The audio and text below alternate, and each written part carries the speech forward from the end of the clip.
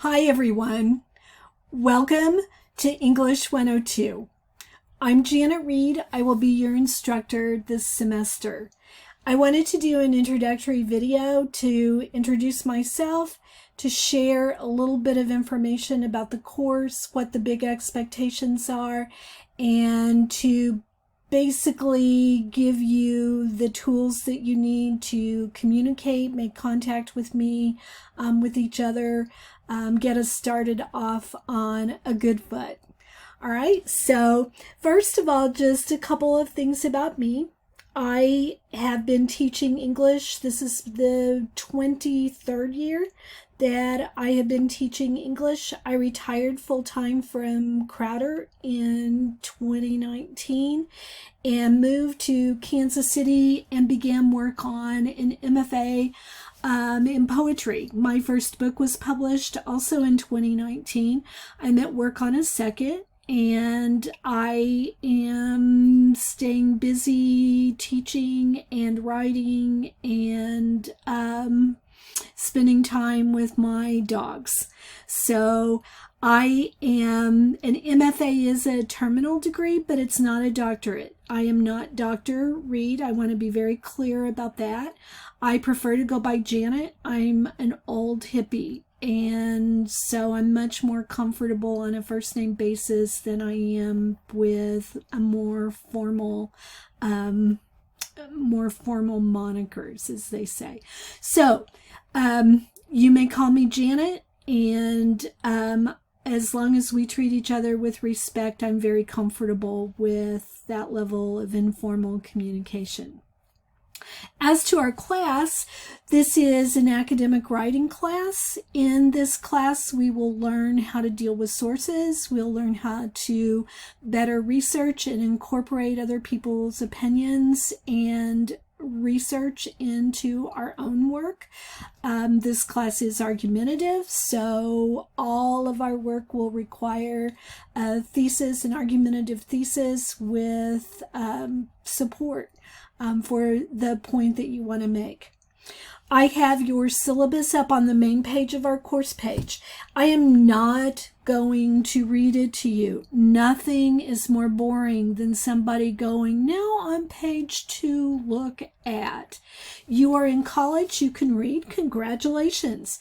And I encourage you, and in fact have assigned for week 1 your review of the syllabus and the tentative schedule that's up there.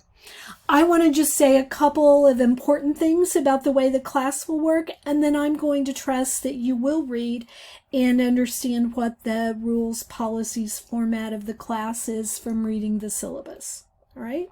So our class week will begin at midnight on Sunday. It will end at midnight on Saturday every week. You can count often on having an assignment that is due by Wednesday at midnight, always by Saturday at midnight. So the late policies apply, look those up in the syllabus, but that's when you can count on having something due, when you need to make sure that you are online, that you have posted the work that is assigned prior to those deadlines. Otherwise, you are free to do the work in your own way and in your own time. So I don't have any requirement that at 2 o'clock on Tuesday you be on Zoom to talk about class stuff. Having said that, if you need to get on Zoom and talk to me about class stuff at any point during this semester, shoot me an email. Email address is on the main page of the e-learning site, and I'm happy to set that up and visit with you at any point. All right. So the second big thing to know about this course is you will be doing multiple different kinds of research projects, and they will all be connected to the one big paper that will come due about week 13 of the course. So what I want you to do first of all is to start thinking about a current issue that you feel passionate about. all of your work this semester is going to surround the issue that you choose. And unfortunately, you're going to need to choose it by week 2. So I'm giving you this heads up so that you can start thinking about what is it I'd want to work with. And I was thinking today as I was preparing the syllabus about what would I do if I were doing this kind of research again. And I came up with hundreds of things that I'm fascinated about. Overturning Roe v. Wade, that's a real possibility, came first to mind, probably because I was born before Roe v. Wade and remember a time when that was not part of our rights in this country. I'm thinking about COVID, about pandemics, about vaccines, about cancel culture, about Black Lives Matter, about even the Chiefs, right? And the season that they're having. You can't live in Kansas City and not care about the Chiefs. Even if you don't care, you care, because it's just everywhere.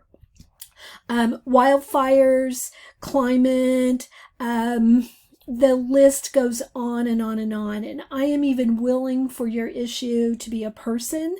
If you want to choose a person, some issue that is current right now, in play, unresolved, that means a lot to you, that you would like to know more about, and you would like to work on that this semester. That's the thing you need to decide. And that's probably the next most important thing to say about this class, is you're going to need to decide on an issue fairly quickly. All right, what we're going to do with that as we work toward the big project of this semester is called a temporal juxtaposition. Huge word, right? 2 huge words. Mainly it just means relationship and time. So you're going to take this issue and you're going to look at its present state, and then you're going to choose a point in the past where it was also relevant, and you are going to draw some conclusions, do some research about the state or condition of your subject in the time period that you choose. Research that and draw some conclusions then about how this issue has developed, how the past has impacted the present, how the past impacting the present is likely to impact the future. There are so many different possibilities for how to shape this research that I don't want to get very specific about it right now and limit your thinking on it. So for right now, for week 1 and our first writing project, which we will begin in week 2, I want you to choose your subject. And if you want to talk about that subject, if you want to email me about it, I am more than happy to spend as much time as necessary visiting with you about a thing you care about. So choose wisely, and then we will proceed to use that subject to accommodate summary and analysis and research and synthesis and primary research. The second big project of this semester will be primary research, which involves interviewing some people with expertise on the subject.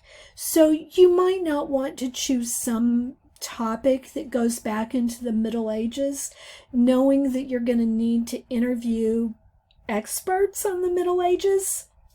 You might have a couple of go-to people on that subject, but something that was relevant in the 50s, 60s, 70s, 80s, where a number of people in your world, your parents and grandparents and aunts and uncles and teachers, high school teachers, CAUTI faculty, have some background knowledge and experience with your subject.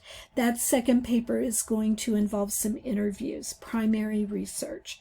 So choose your subject thinking about who you could draw into your project, who could help you. All right. Then the third project is going to be the large synthesis paper, in which you put together the literature review, the research that you do, and draw a conclusion about the relationship of this topic that you have chosen between past and present. All right. And that thesis may extend into the future. It may definitively argue that what happened in 1962 is set the stage for what is true in 2022. Again, there are a number of ways in which that thesis can be structured. But that's where you're going with the third big project.